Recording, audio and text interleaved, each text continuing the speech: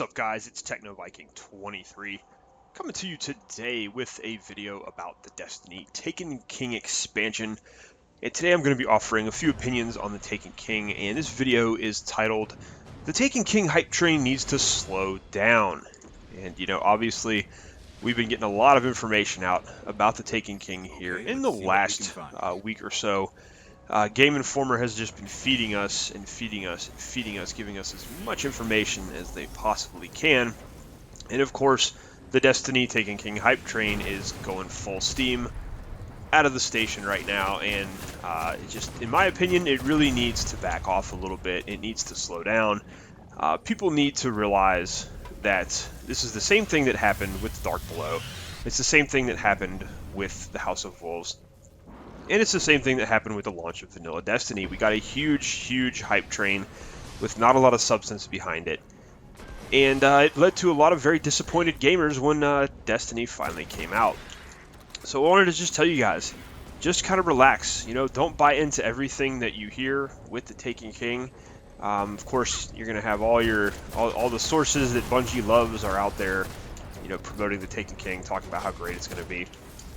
And I'm just, I'm not ready to buy into that yet for several reasons. Obviously you guys know I've always been pretty critical of Destiny since it didn't deliver on quite a bit. And the first thing I want to talk about today is there is a reason that Game Informer is the one getting some of this, a lot of this content and a lot of access to Bungie for the Taken King. They have a very vested interest in promoting this expansion pack. Personally, I believe and of course, this is my opinion, guys. This is not like, this is not anything that's a fact or anything, but this is what I believe. This is my personal opinion on this issue. Game Informer is owned by GameStop. So, number one, they have a huge vested interest in selling and moving as many copies of the Taken King as they possibly can to make profit. Destiny, as many of us know, is one of the best-selling video games that's come out. The pre-order numbers for it were absolutely through the roof, and GameStop made a lot of money on Destiny. And they stand to make quite a bit. They made quite a bit of money on the season passes for Destiny as well, and they stand to make quite a bit of money for the Taken King. So it makes sense that Bungie would pick Game Informer to get this first exclusive look at the Taken King, and it makes sense that Game Informer would, of course, basically put all this information out, start this new hype train, and talk about all this positive news stuff that's coming with the Taken King. Now, I admit there's a lot of stuff that's coming with the Taken King, and Bungie has admitted, year one was a learning experience, which I still find kind of funny. It's a company like Bungie needs a learning experience on how to make a game. That aside, there are some definitely positive changes coming with the Taken King. However, like I said, I'm still very skeptical because we've heard this many times in the past from Bungie that they've listened and they're changing things. And of course, Game Informer talks about all the new positive stuff coming, but I find it kind of interesting that there's not one thing they had a slight bit of problem with the Taken King. That everything is just perfect, 100% amazing, it's going to be awesome. I just don't think, to me, personally, I don't see that as being an unbiased opinion from them. There's got to be, nothing is ever 100% perfect, especially when a game like Destiny. And you can't sit here and tell me that they've spent all this time playing Taken King and everything was just absolutely amazing. They didn't find any problems at all with it. So I think that's a little suspect, and like I said, that's one of the reasons you have to kind of slow down on the hype train, is because Game Informer obviously has a very vested interest in Destiny and Destiny sales, because the more that Destiny makes, the better off GameStop is, because a lot of people are going to be buying their Destiny Taken King from GameStop, especially since, they actually were trying to advertise that they had pre-order exclusives, but then Bungie came out and shot that down. But still, GameStop is going to make a good bit of money from this game, so of course Game Informer is not going to say anything that would discourage you from purchasing the Taken King. So keep that in mind, guys. That's definitely something that not really too many people are going to tell you, and not many people are saying right now. Everybody's just jumping on this hype train, talking about how great the game is going to be. The other thing is, too, there's still a lot of confusion on some major things that need to be fixed in this game. Now, obviously, Bungie has said they are making it so now everyone will go from level 1 to 40. You're not going to have the light level stuff that we had before, all the confusion about, well, once I get to level 20, how do I advance my level through the light system and all that nonsense. However, something they're not really talking about in depth is that the light level system is still actually in the game.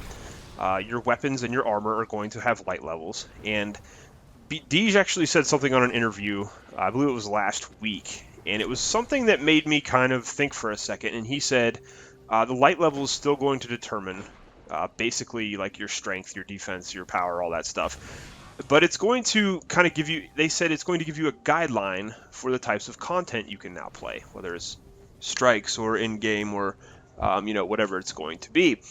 They actually, that was basically what they said. It's going to be a guideline to the content you can play in the game. So that is a little bit, I don't know, that just sounds kind of weird. So my concern with that is certain content in the game is still going to be locked out per your light level, as it kind of was in Vanilla Destiny and Dark Below and House of Wolves. There's a lot of content you just simply could not get into unless you had a high enough light level. And it appears that may still be the case. So despite the fact they are now making it you can get from level 1 to 40 without the light system, it appears you're still going to need light levels in order to access certain content, especially at the end game of Destiny, which is, I don't know. I don't know if that's a good decision or not. It just depends. We'll see. But that's something, obviously they have not been very clear about. And I always get kind of nervous when they're not clear about things. They're definitely clear about all the positive changes they're making to the game, and they've been sure to cover those in depth, but they're not really saying much about some of the main things people have questions about. The light level system being one thing there. So that's always a little bit nerve-wracking with Bungie, especially because we know they are not the most transparent company, especially when it comes to Destiny. So that's something you guys need to pay attention to. You need to start asking those questions. What exactly is the light level going to do to us now? And Bungie is going to do a few reveal streams for the Taken King as usual, and I'm hoping they actually will give us some information this time instead of just making it a giant PR thing, which is basically what happened with House of Wolves. They tried to do all these Twitch streams, and basically what they had was they brought in a bunch of community people who were fairly safe in terms of the things they would say. And they started off the House of Wolves, obviously, with King Gathalion, and they went through the whole thing about, oh, here's all the cool new stuff that's coming in the tower, look at all the new weapons, look at all the reforging, look at all the new gear, and they kind of distracted everybody with all the shiny new toys that were coming in House of Wolves without actually going in depth into the amount of content or lack thereof and what was actually going to be coming with House of Wolves. So everybody was so obsessed with seeing all the new shiny toys that were going to be in House of Wolves, and basically they failed to see that House of Wolves was still going to be a rather lackluster DLC. And in my opinion, it was. I don't think House of Wolves was really all that great. It got very boring very quickly, and all the new gear and everything, it just turns out to be reskinned objects from prior Destiny expansions, which hopefully they're not going to do that with the Taken King, but it is also a very real possibility. So we'll see what Bungie comes out with in some of these reveal streams. I don't expect we're going to get a lot of huge information. I'm sure they're just going to go show us what's there and probably not get too in depth with it. But yeah, it just, I'm just curious, especially about this whole light level thing. There's a lot of confusion there. My other main concern, and I did a video on this last week, is about how I think the Taken King would actually benefit from having some kind of matchmaking system in it. Now, despite all the information we're getting about the Taken King, Bungie has remained incredibly silent on the matchmaking issue, which, and my argument is for the matchmaking issues, I believe it needs to be put in the game, but I believe it needs to be optional. But I think it would only serve to help the game. We have a lot of problems right now, especially with the elitism on Looking for Group, and Looking for Group is not a great system in its own right. I've used it extensively, and I've had hit or miss situations with it. But for most people, it's just not a great place to use, especially if you're locked out of some of that in-game content because you don't have enough friends or you don't have enough people to play with. Looking for Group can be very confusing, it can be very annoying, and it can be very irritating trying to use it. And I covered that extensively in my why matchmaking would be good for the Taken King video, which I will link below instead of just covering all that again. I think you guys can go watch that and kind of get a feel for how what I think about matchmaking in this game. But I think it definitely needs it and would definitely help the Taken King. And of course, Bungie has not really said much about it. I doubt we'll get anything about that in the reveal streams either, other than them saying it's not going to be in the game like they did with Trials of Osiris and the raid for House of Wolves, or Prison of Elders for House of Wolves for the higher end content. So that's just another concern I have, and it's something that hasn't been addressed. It's a question a lot of people have, that they're instead of focusing on some of these main concerns people have, they're just continuing to promote all this. Oh, look at all the shiny new toys that are going to be in Taken King. Look at all the new changes that are positive. Again, no one's asking any of the questions about some of the concerns we still have in the game. My other concern is also with the Crucible. with PvP in Destiny. Now, I understand a lot of people don't care for PvP in this game, and that's fine. It's perfectly okay. You know, you're allowed to have your own opinion. You're allowed to not like PvP. However, I really did enjoy the PvP in Destiny, starting with the beta and moving up through most of Dark Below, and up until House of Wolves, when we had the whole problem with the Thorn and shotguns and all the other stuff, and now the Crucible is just an unbalanced mess and really unenjoyable to play. And that's what still concerns me with the Taken King. Of course, Game Informer came out and showed us the 8 new PvP maps we're going to be getting in Taken King. Just, hyped them up through the ceiling, talked about how great they're going to be. Well, I've seen the videos of that. I've also watched a lot of different YouTubers who have some footage from E3 and some of their exclusive footage from Bungie, where they were able to play a lot of these new Crucible maps for the Taken King. And I see the exact same problem already existing in the Taken King Crucible maps that exist in what we have now. And we just have these very small sized maps that promote a lot of close quarters combat. There's not a lot of long sight lines. There's not a lot of areas that are going to favor snipers or scout rifles, and they wonder why no one uses scout rifles in the game. Well, because mainly there's no place for them in the PvP. There's just not any map that's really appropriate for them, unless you play some of the bigger vehicle maps. But yeah, so that's one of the big problems I think is already in this game. And the Taken King maps do not appear like they're going to address this. They're still going to be the same smaller maps, and some of the maps they've even admitted are these small, chaotic, close quarters maps, which means shotguns are going to, again, rule the Crucible. Even though shotguns are getting a nerf, Weapon Patch 2.0, which is going to come out before the Taken King, is going to slightly nerf some things with shotguns. It's not going to make a whole lot of difference, in my opinion. Number one, because there just aren't any better alternatives to using shotguns in the Crucible. Fusion rifles take a little bit more skill to use, a little bit higher maintenance than shotguns, and most people are going to favor the shotguns since they're easier to use, and are almost always guaranteed a one-hit kill as long as you're close enough. Just because they're nerfing the range a little bit on the shotguns is not going to make people want to use them less, because there's obviously no reason to use a fusion rifle over a shotgun. Fusion rifles are getting a little bit of a nerf as well. And sniper rifles are, again, going to be favored by your more skilled players who can find a good sight line in the map, which, again, those are very few and far between. There's not that many maps that snipers are a viable option on. So shotguns are, again, going to remain one of the better options for using in the Crucible, so you're going to see people continue to use and abuse them. They are making some changes to Thorn and Last Word, but people are still going to use those weapons, because they're still actually going to be pretty good despite the nerfs. The Last Word is going to be an absolute hipfire machine. If you are a good hipfire player in the Crucible, you'll still be able to use the Last Word and have a lot of success with it. Thorn is still going to be a good weapon overall, because it's really not the damage over time, the Mark of the Devourer, that makes Thorn a great weapon. It's overall, as a hand cannon, it handles very, very well. It's got a lot of great statistics on it, and it still will, despite the hand cannon nerf. So you're still going to see a lot of these weapons being used in the Crucible. They are buffing the auto rifles, and I'm hoping that's going to mean Suros Regime and some of those other weapons can make a comeback, but for the large part, the map design is still going to dictate that shotguns are going to be the #1 thing used in the Crucible, which is not going to change from what it is now, and people are still going to complain about it. The other thing is, too, they've talked about they are going to try to implement this connection-based matchmaking system, basically, so that you get better matches. And they're also implementing a mercy rule now, where if a score gets to be to a certain point in the matches, then it will actually go ahead and just end the match prematurely. You guys have all been there, especially in Iron Banner. You get into a match and your team's down 9,000 to 1,000 or something crazy like that. I had a match the other day where we actually won 20,000 to 3,000. I mean, the other team literally had no chance. It was just an absolute massacre. So they're going to try to change, to do that. So that there's this mercy rule now where it will end the game prematurely, which I think it's a good thing in a way, but at the same time it's also kind of a lazy alternative to one thing they appear to not want to fix, and that's the lag problems in the Crucible. One of the reasons a lot of the matches get so lopsided is due to one team being on one side of the favorable lag and just being able to crush the other team, where you'll see people who are lagging so badly they're pretty much invincible in the Crucible, and you'll shoot them 500 times and then they don't die, and then they somehow one-hit kill you and they're still alive. There's a lot of lag problems in the Crucible. They could fix that by using dedicated servers, which dedicated servers are not going to eliminate lag completely. There's still going to be plenty of lag. I played Battlefield 3 for a long time on dedicated servers, and there still are lag problems. A lot of people seem to think that dedicated servers completely eliminate lag, but they don't. However, they are a much better alternative to the current matchmaking system and the stuff we have to deal with in Destiny now, and it would make it a much smoother experience for a lot of other players. Lag is one of the huge problems in the Crucible right now.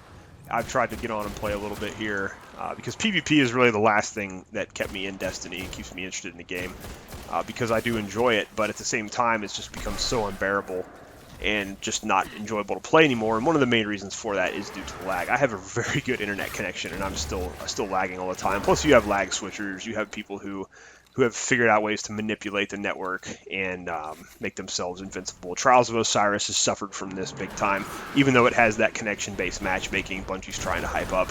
So even if we get that type of matchmaking system in the main Crucible, you're still going to have problems with people still manipulating that, and you're still going to have lag issues. So that's another huge problem with the game currently. And again, they have not said really much about it. They're just ignoring it right now. And we'll see what happens. You know, that's something I'm very interested in because PvP in this game used to be incredibly enjoyable, but it's one of the few games I think that's come out where actually the game has gotten worse from the beta onwards, which is really, you have to really try hard to make that happen. So I really wish they would make some big improvements to PvP rather than just giving us more new maps that are just going to be the same old thing, close quarters maps, which are just going to promote more shotgun play again. So those are some of my really big concerns. I also have some questions regarding things like, you know, they're talking about they're going to be putting all these new goodies in the game, all these new weapons, all this other new stuff. Are they going to increase the Glimmer cap? That's something they haven't said. You know, the Glimmer cap right now is 25,000. I know a lot of people, we have the Glimmer Poor issue where you wind up having to go farm certain maps for hours on end to get more Glimmer. This used to be a problem with Iron Banner, especially since a lot of the weapons were so expensive. They did cut down some of the prices there so that it's a little bit easier now, but at the same time, I wonder if they're going to be increasing the Glimmer cap since they're adding all these new awesome items in the game, or are they going to make us continue to have to grind Glimmer? The other thing, too, with the economy is they are streamlining the Crucible and Vanguard marks. You are now no longer going to have separate marks. You're just going to have one mark category called Legendary Marks, which you'll use to buy items in the tower or wherever else from vendors. And I wonder, because right now you're capped at, you can only earn 100 per week, and you're capped at 200 in both categories. I wonder if they're going to continue to keep that, or if you'll be able to now have 400, which is, right now you could currently cap at 200 Vanguard, 200 Crucible. Will they let you have 400 Legendary Marks? Or are they going to cap you at 200 Legendary Marks? Are they going to allow your current marks that you have now to carry over? Are they going to make it so you can earn more than 100 a week? Because with all the activities they're adding in now, it's going to be very easy to get through and get max out those 100 marks in just a day or two. So again, I have a lot of questions about the streamlining. They've just said this is what we're doing. They haven't actually detailed how it's going to happen. And, you know, Game Informer didn't exactly ask a lot of these questions either, because like I said, they don't want to have anything to do with anything that might be negative with Taken King, obviously because they are owned by GameStop, so they're going to be trying to sell more copies of the Taken King to benefit themselves. So that's just a few things. And then one other thing to close, guys, I will warn you, you know, everybody's talking about how the grind is going to be eliminated from the Taken King, and yes, they're making changes to the loot system to make it easier to get what you want and all that. But there's still going to be grind things. Like they're talking about, there's this exotic weapon that has 50 parts strewn about the Dreadnought, and they also made a comment in one of the Game Informer articles where the guy was talking about there's going to be a lot of these new weapon bounties. I'm assuming a lot of the exotics now are going to be based on the bounty system like they are now, and they said there are certain bounties that have portions of them that you cannot complete on your own. You will have to actually seek out help because parts of the bounties will be too difficult to solo. That to me is a huge red flag, because a lot of people already don't like the bounty system is actually pretty good for the exotics now, because it feels like you've actually worked towards it and you've kind of earned it in a way, even though I still think it's hilarious how people always talk about earning things in a video game, especially one with an RNG loot system. At least the bounties for like Bad Juju and Thorn and Pocket Infinity kind of give you some sense that you did you did do a little bit of work to get that weapon, and I like that system. I hope they do include that for a lot of the weapons that are going to be in the Taken King. However, if they're going to add in components that you cannot complete by yourself, that you can only complete on a team, I think that's good. I think that's a terrible idea. A lot of people already were upset with certain bounties in this game because you have to go into PvP, and if you're a PvE player and you're trying to get an exotic weapon that requires a PvP portion, I can understand where you wouldn't enjoy that, and that was a problem I had with a lot of the bounties. It's just kind of, if you're trying to get a weapon you want to use in the PvE portion of the game, then why should you have to play PvP? I don't think you should ever be forced to play part of a game you don't enjoy. just to get a certain piece of loot. And it appears that they're going to be having that in there by saying, oh, you can only get these certain weapons or complete these bounty stages if you're in a team type setting. I think that's a bad idea. So they're talking about how they're gonna, a lot of people think the grind is gonna be removed from the game. They said that with House of Wolves, but the grind was still there. It was just hidden. It was just hidden a little bit better, and that's always going to be an issue with this game, guys. You're still going to have grind with Taken King. Don't expect, everybody's expecting they're going to jump in and they're going to get all the goodies right away. You're still going to have plenty of grind with the Taken King, I can almost guarantee you. And the main reason for that is because Activision, their number one thing they always talk about on all their investor calls, and being a little bit of an older gamer, I'm at a stage in my life where I do have investments and I do invest in companies, and so I know a little bit about how the financial market and things like that work. All you guys got to do, if you're curious, go listen to some of Activision's investor calls, and you will see the one thing they talk about over and over is player engagement time. They don't talk about how many people. They don't talk about how many people actually play Destiny. They just talk about, oh, we have, however many people are playing this many hours a game, spending this much time in the game. That's what they talk about with most of their big major games. They only care about player engagement. It doesn't necessarily have to be enjoyable player engagement. They just care about how long you are actually playing Destiny, which means they are definitely going to have some kind of grind component still in the game to keep those player engagement numbers and player play times up where they want them to be, because that is, I kid you not, guys, almost every investor call they have, almost everything they talk about to their shareholders revolves around player time spent in the game. And like I said, it doesn't necessarily mean it's enjoyable time. It just means you have to continue to grind. So don't think the grind is going to be completely removed with Taken King. It is definitely still going to be in the game in some form, in some way. And in closing, this is more for us year one players. I'm still saying, don't buy in completely to the hype of Taken King. I've admitted there's some good stuff in Taken King that looks like it's going to be great, but at the same time, I'm still very concerned, since we basically were told that Bungie used year one as a learning experience in order to figure out what they wanted to do with this game. So a lot of year one players, a lot of us feel like we just participated in a $100 beta test of the game, and we don't owe Bungie anything else. So especially you year one guys, no need to pre-order, no need to buy into the hype, really. We need to really make Bungie show us that they're capable of making a good experience with this game, because they've obviously failed on that 3 times so far between Vanilla Destiny, The Dark Below, and House of Wolves. We don't owe Bungie anything right now. It's on them to show us they can actually make a great game. I'm seeing so much hype about Taken King, and it really I think the hype train needs to slow down just a little bit. They're making a lot of comments about how the story is going to be so amazing now, just because there's cutscenes and some other things. And guys, I can tell you, just because they're adding 3 or 4 cutscenes into the game doesn't mean the story is going to be that much better. So I would say take a wait and see approach, guys. Let's see what happens with the Taken King. I personally will not be getting it. As of right now, I'm not planning on picking it up. However, if it does come out and after a few days it's getting some decent reviews by people I trust and by sites that are not Game Informer, who are trying to sell more copies for GameStop, then I will definitely take a look at maybe getting it. So we'll see what happens. But I advise a lot of you who are still on the fence to remain firmly on the other side, on the fence.